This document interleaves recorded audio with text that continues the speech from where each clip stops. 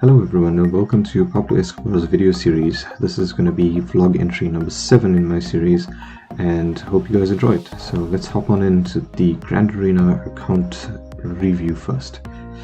So this continues into our third week of Grand Arena Season 25. Our first round was up against a player named Wookiee Rage who had quite a difficult roster to overcome with a Jedi Master Luke and a Rey team. So we started out with this Empire team versus his bounty hunters, and at this point in Grand Arena I was able to get my Vader up to Relic 6, and his damage output has been absolutely phenomenal. I mean, just a single hit I was able to land about 100k damage. And yeah, this team is continuing to show some promise, and as it goes on, I mean, that's a 200k hit from Vader there. So as the game goes on, I'd be interested to see how the rest of this team shapes up as I add some relics onto Short Trooper, and currently Throne is my next farming project in the coming weeks. I then decided to hop in against the Padme team, and I took my own Padme Cat team against that. This team was pretty straightforward to counter, mainly because there was no Jedi General Kenobi on the opposite team who would taunt and redirect my attacks, especially for that forced leap from Commander Tano. But otherwise a pretty clear cleanup for 62 banners. Our third matchup, we then took the Imperial Troopers against the Jedi Knight Revan team.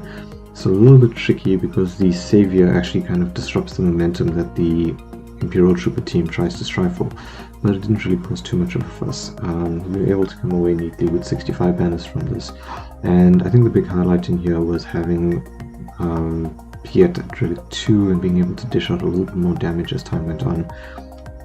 But this team here is just pretty much an old faithful for this round. Unfortunately, it was not the case to be in the coming rounds, but we'll get back to that a bit later on. Then looked at the next team that we had available to us, and on the back wall they had this Geonosian team. So we took our standard Sith Triumvirate trio up against them. Unfortunately, Simon was able to get the hits against him quite early on, so able to keep the attention of the other members of his trio. And yeah, pretty straightforward counter, very easy, nice cleanup. Our next battle was then up against the Kylo Ren Unmasked led First Order team, and looking through my roster I figured I don't really want to waste one of the big teams like GAC etc. against it. What I thought to do was basically try and get a contract off quickly and disintegrate Kylo Ren Unmasked, so it would take off a very annoying counter. Unfortunately, Aura Singh dropped very quickly there before the contract could be triggered, but once we got the contract up and going, the main goal, like I said, was to try and get Kylo Ren out, which we were able to successfully do. Eventually we were able to whittle down the rest of the team, but this bounty hunter team is quite frail. But considering we went up against a team that severely outgeared us, I was quite happy with the fact that we were able to come away with some measurable objectives achieved. I think maybe a bit of a misplay here, and instead of going after this Kylo Ren with a mask, I should have maybe focused on Phasma. But you know, the main focus of that team was to basically just get out Kylo Ren Unmasked.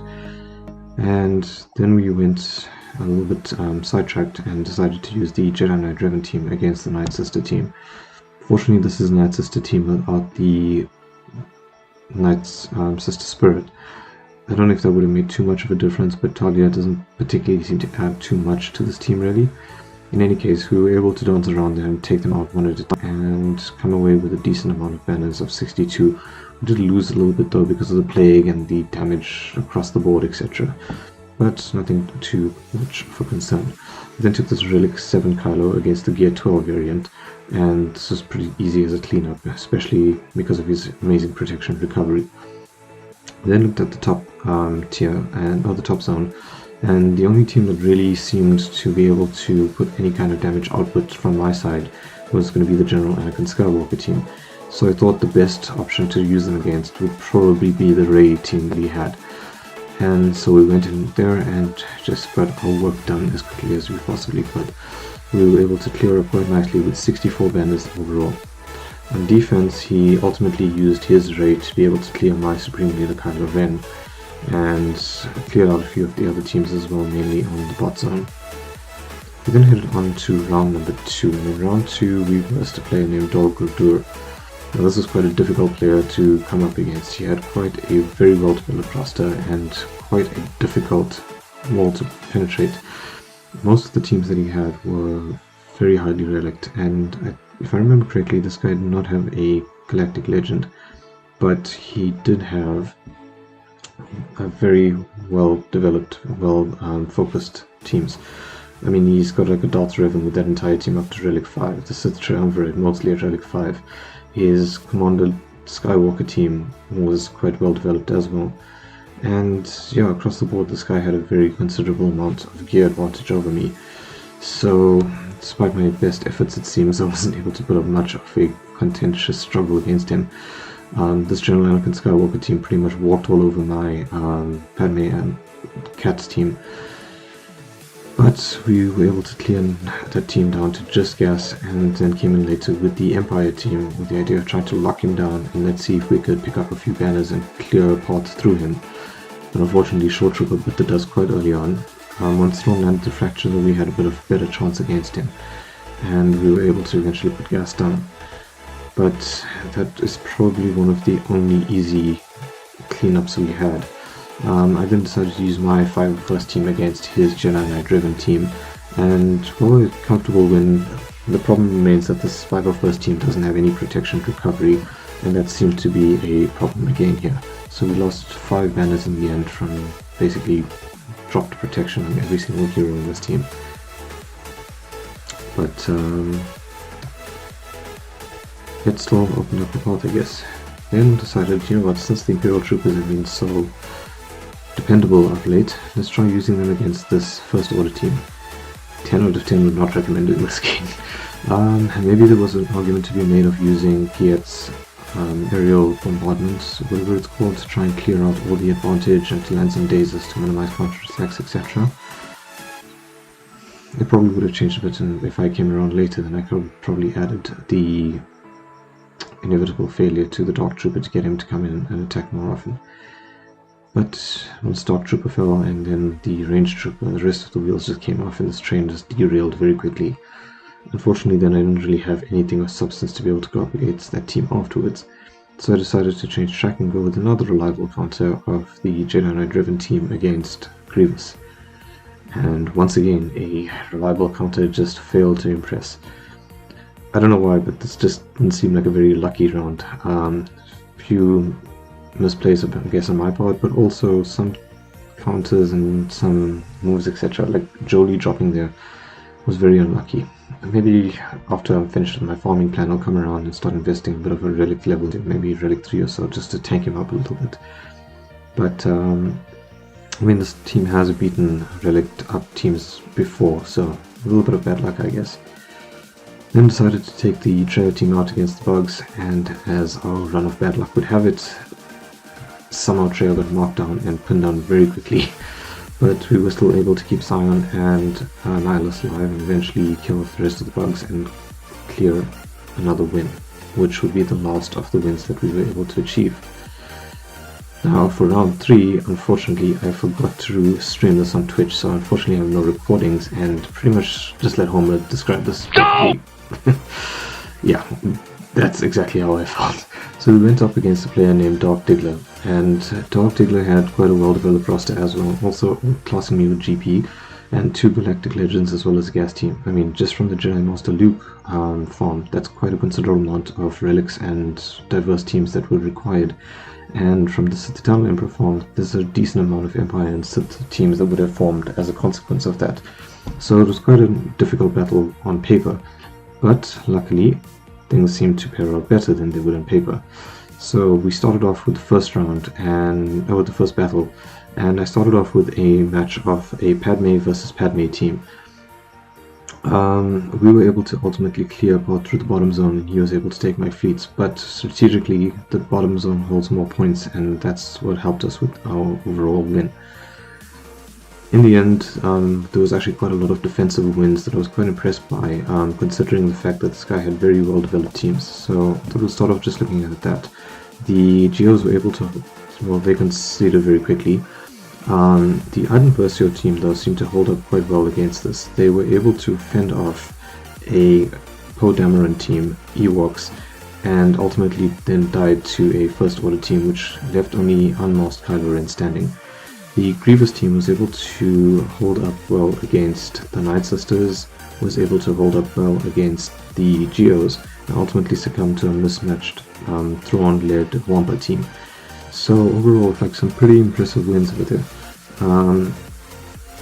And I was really impressed overall with the amount of defensive strategic wins that I had here. That Grievous team actually also held up against the CLS team, now that I think about it.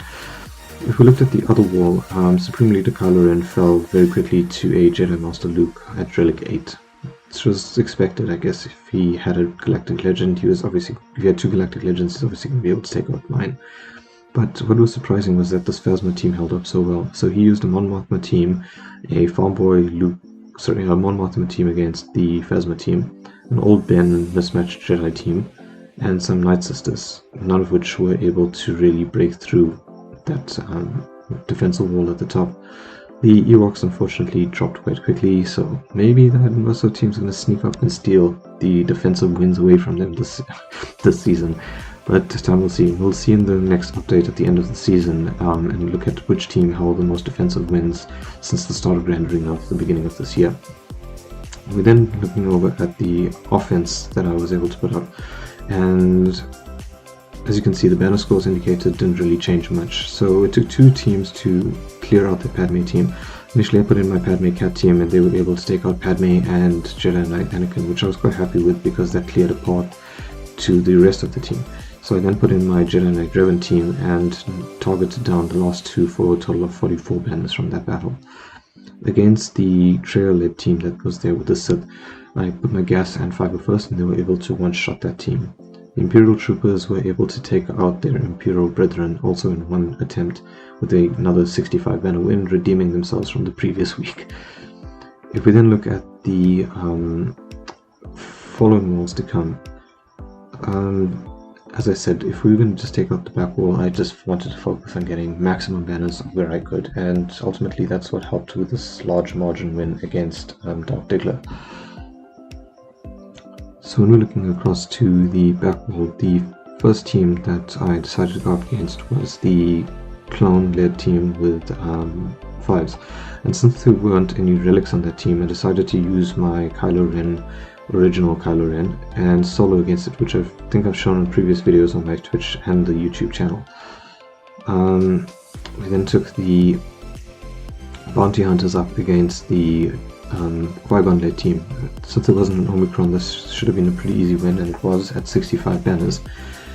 Having had our fingers burnt a little bit the previous time with the Phoenix squad, I was a bit reluctant to go and attack them, and thought I'll come back again after I took out the Jedi training raid team on top wall. But once we came back again, we decided to use the leftover teams the leftover units we had. We put together a team with Shakti, Ayla Secura, C-3PO, Mace Windu, and Barriss Orphy. And I think the highlight was actually getting to try out Mace Windu's plays. Maybe as I'm farming Jedi Master Kenobi, I'll find more viable usage for him. At the top wall, like I mentioned, we took out the Jedi training raid team with my Empire team.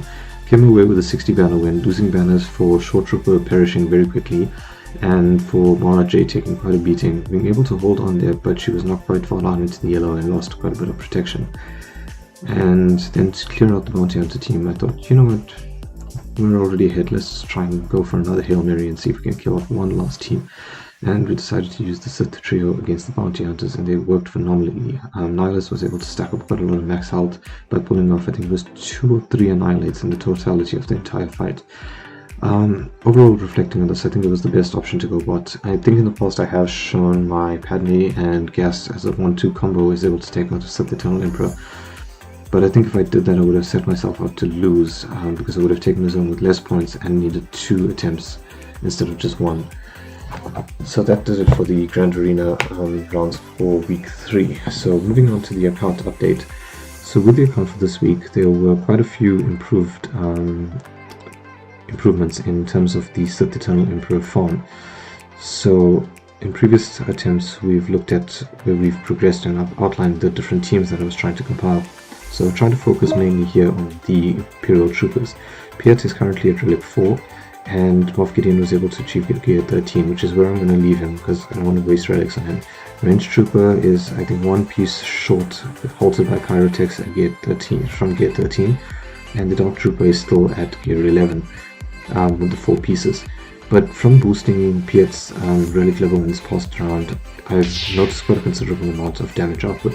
So the only place I really had to try them in between was the Sith Triumvirate raid in the Treya phase, and this mismatched team here was able to go from start to finish of the Treya raid completely by themselves at 40 million damage. Piet put on quite a lot of the damage, but as you can see, Stock and Death Trooper also play quite a role. The trick was using Stock to boost their turn meter slowly by adding more buffs to the team, and Death Trooper with the Death Mark and Treya when she's kneeling helps to pile on the damage even faster. Piet dishes out quite a lot though, just from the 4 relic levels I've added. The secondary Empire team that I was creating has seen a significant damage boost with Vader being pushed up to Relic tier 6. I'm currently trying to work on Thrawn and trying to push him towards gear 12 and ultimately to Relics. Mara Jade, I'm not looking at farming anytime soon. She functions more or less adequately at the moment, and maybe under a bit more protection etc. from the rest of the team she might be able to survive for longer. But my focus will be to try and farm her once she comes on the accelerated schedule. Short Trooper is slowly edging upward, but this is going to be my secondary team since I'm kind of bottlenecked at the moment with the Kyrotex for Dark Trooper and for Ranged Trooper, so I'll slowly invest some gear into that team. The Ardent Bursto team was able to move Stormtrooper up a gear level or so, but I'm not going to invest too much in them. At the low gear levels that they are though, they've been pulling off some pretty decent defensive wins in Grand Arena, and I'm quite happy with that for now. But we'll get around to them once the Empire team is leveled up adequately. If we look at the second set of teams, so this Sith team is just kind of idly farming and growing in the background. Maul has gone up from the blue gear tiers up to gear 7 now, and joins his brother Savage at gear 7 as well. But I'm really not going to focus on them anytime soon, or the team with Krennic. They'll eventually get their moment in the sun, but I would prefer to do this in a more stepwise approach to try and keep some focus, and also to develop more useful teams instead of having a few mismatched characters here and there. So the C form out of the way, looking ahead at the account update and what has been achieved so far. So this past week we were able to improve our galactic power from 3.85 million to 3.89 million, increasing by about 40k. Our relic farm, so as I mentioned, Vader has gone up to relic 7 and completed that relic farming project. Piet is still on the relic 9 and has been progressed from relic 2 to relic 4, and over the course of this week hopefully we'll get into relic 5 and tick off another requirement. Gear 13, we are currently working Ranged Troopers at 5 pieces in Gear 12 and just halted a bit by the Kyrotex. Gear 12 project is still Dark Trooper and now Thrawn, who's at Gear 11 with 3 pieces attached. Our energy farming is still with the Scavenger Ray, Cara Dune, IG-11, the IG-2000 and the Vulture Droid. It feels like these 2 ships are never going to leave. But on the plus side, the Vulture Droid has now accumulated the Ardent Bursto incentive to keep me wanting to farm it at least. Our Zeta for the week went to Dark Trooper for the bombarding reinforcements. How well it's going to work I'm not too sure, we'll see in the coming weeks in Grand Arena, but I definitely saw some use for it in the Rebel Roundup event that just happened, and was able to successfully be challenged tier 2 with my current team of Imperial Troopers. Omicrons we're currently at 11 out of 20, and I'll probably hold on to it for a bit until I can decide who to give that Omicron to. But I think for now I'm probably going to prioritize the Grand Arena Omicrons first. The Territory War ones I think are a little bit less appealing currently, and I think I need to get more Grand Arena Omicrons out of the way to improve the crystal inflow and the amount of wins etc. we have. Still not super impressed by choppers, but we'll just chalk it up as one bad buy. In terms of buying in our purchasing list for the coming weeks, so our guild store currency is still being used for the First Order Special Forces TIE ship, and we're currently at 5 stars, 27 out of 85 shards at the moment. Our Squad Arena, we're still using the Relic conversion materials, but I'm thinking of whether to pursue the Chimera and maybe start reinvesting that Squad Arena currency into the Prestige mats. Get 1 is still exactly where it was, and the Negotiator is at 7 stars and 5 shards short of a 7-star upgrade, which should come through in the coming week from the Territory Battle. So that's it for the update for the account and the end of this video log entry number 7. If you guys did enjoy it, thanks so much for watching, and thanks for supporting the channel. If you enjoyed the series, or if you have any feedback, any comments, any thoughts, anything I can do to improve the account, or anything that you added that you would like me to add to my future videos, please feel free to leave any comments and any other suggestions. Once again, thanks so much for watching, really appreciate it, and have a good evening. Cheers guys.